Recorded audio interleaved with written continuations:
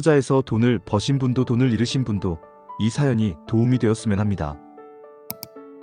마이너스 70% 되고 깨달은 주식은 왜 실패한 사람이 더 많은가? 주식에서 성공한 사람은 돈을 벌고 시장을 떠난 사람이라고 말합니다. 현재 돈을 많이 벌었다고 자만하지 마시기 바랍니다. 언젠가는 다 잃고 빚까지 내서 추가로 털릴 위험이 항상 존재하기 때문입니다. 지금 현재 돈을 번 분들이 성공했다고 해서 자만하지 마십시오.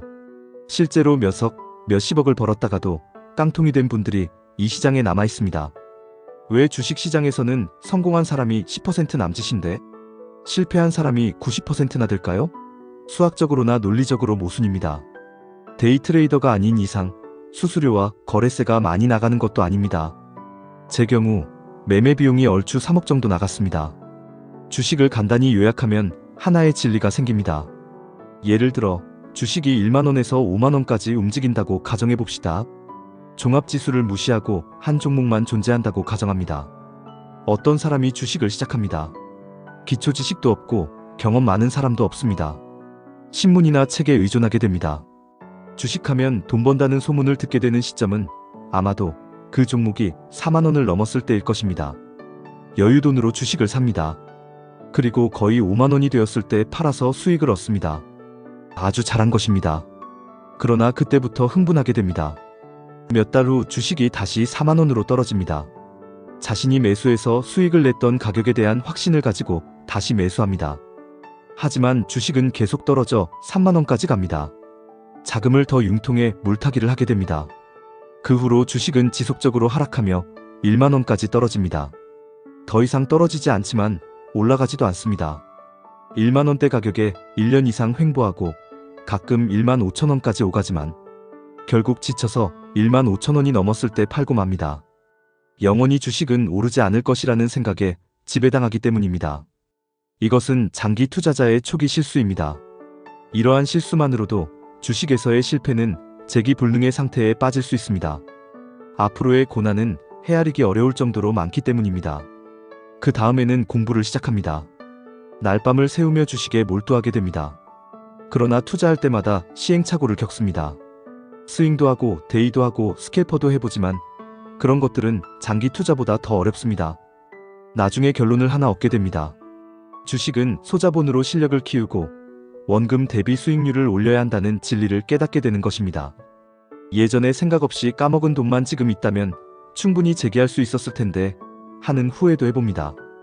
지금은 웬만큼 실력도 붙었고 자신도 있지만 자금 조달이 매우 어렵습니다. 주식을 한 지 얼마 안 돼서 돈을 번 사람보다 돈은 많이 까먹었지만 경험이 풍부한 사람의 실력을 인정하는 이유가 바로 그것입니다. 소자본으로 장기 투자하기는 어렵습니다. 저도 자금만 충분하다면 매수 타이밍을 잘 잡아 장기 투자하겠습니다. 몇 달 만에 2배가 되어도 성에 차지 않습니다. 손실금에 비하면 가소롭기 때문입니다. 그래서 데이 트레이딩을 하게 됩니다. 잃지는 않지만 매일 그 턱입니다. 급등주에 투자하는 분들도 계십니다. 초기 급등주는 발굴하지 못하고 이미 끝물인 주식에 올라타려고 하다가 깡통이 나오는 경우가 많습니다. 그래서 90%가 주식에서 실패합니다. 주식에 오래 한 사람에게 과거에 잃은 돈을 돌려주고 그 돈으로 다시 시작하라고 하면 예상외로 성공하는 분들이 많을 것입니다. 중학교 3학년 때 수학여행을 갔다가 돌아오는 길에 천안에서 대절버스를 놓쳐 낙오한 적이 있습니다. 가방을 버스에 놓고 내려 돈도 없고 집에 돌아갈 일이 막막했습니다. 트럭이 한 대 보이길래 서울까지 태워달라고 했습니다. 사정을 이야기했더니 트럭에는 2명 이상 탈 수 없으니 3,000원을 주면서 알아서 해결하라는 것이었습니다.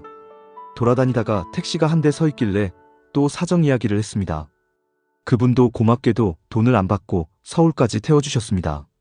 3,000원 갖고 전철 타고 버스 타고 집에 돌아왔는데 우리 집과 학교가 발칵 뒤집혔습니다. 그때 두 분을 생각하며 누구든지 어려움이 있으면 무조건 돕자는 것이 제 신조입니다. 그것이 그 두 분에 대한 보답이라고 느끼며 살았습니다. 비록 남에게 이용당하는 한이 있어도. 왜 개인적인 예를 들었냐 하면 주식도 비슷하다는 생각이 들어서입니다. 부산에서 주식을 사서 가만히 들고 있으면 서울까지 갔을 때 몇 배의 수익을 가져다 줄 수 있습니다. 저처럼 딴청하다 버스를 놓치거나 잘못 갈아타서 부산이 아니라 제주도까지 간다면 낭패입니다.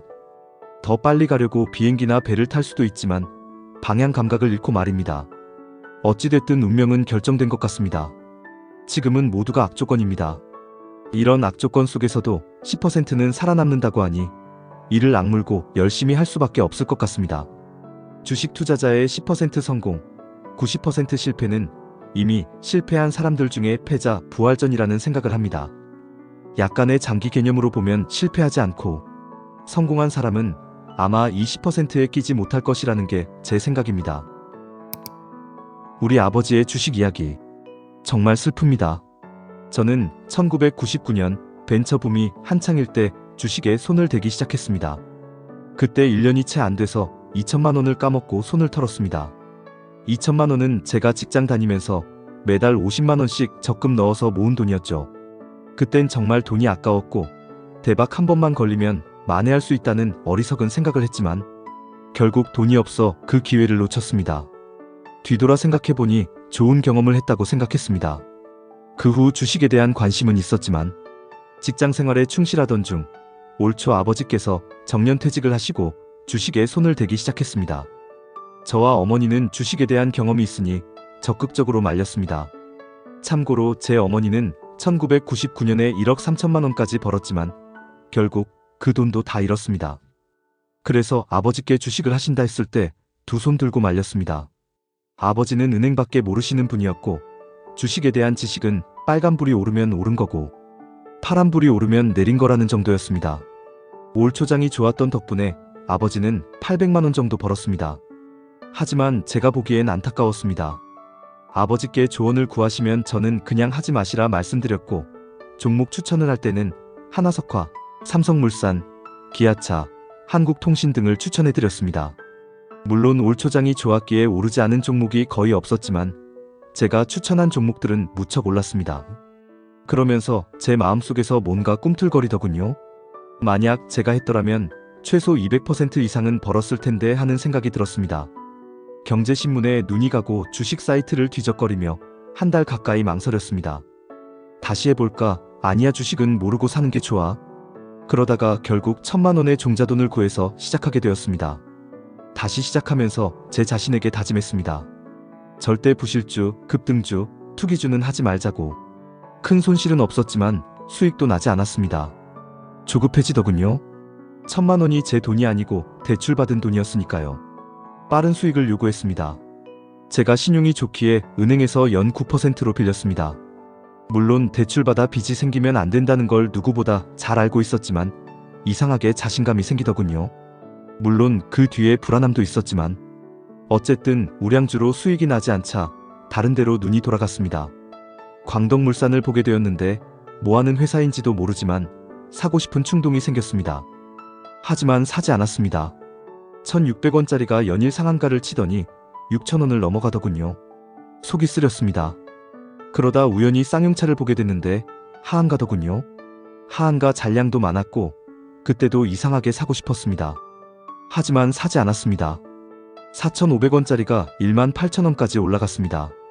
그때부터 서서히 이성을 잃어갔습니다. 저걸 샀으면 대박이었겠다는 생각에 빠지게 되었죠. 결국 우량주 중심의 매매 패턴이 아닌 부실주와 급등주를 건드리면서 한순간에 무너지게 되었습니다. 1,000만 원이 지금 300만 원이 됐습니다. 3달도 안 돼서. 한마디로 웃기죠. 그러는 순간 저의 아버지 계좌를 보니 3천만 원 정도 손실이 나 있더군요. 현대백화점, 현대모비스, LG석유화학, 성창기업, 해룡실리콘 등 아버지가 보유한 종목들이었습니다. 종목 선택은 잘하신 것 같은데 문제는 다들 고점에 사서 물린 것이었죠. 다행히 아버지는 여유 자금으로 하셨고 그 돈이 없어서 생활에 지장을 주는 것은 아니지만 그래도 무척 속상해 보였습니다. 여하튼 주식은 하지 말아야겠다는 생각을 다시 한번 했고 나의 우둔함에 답답하기만 합니다.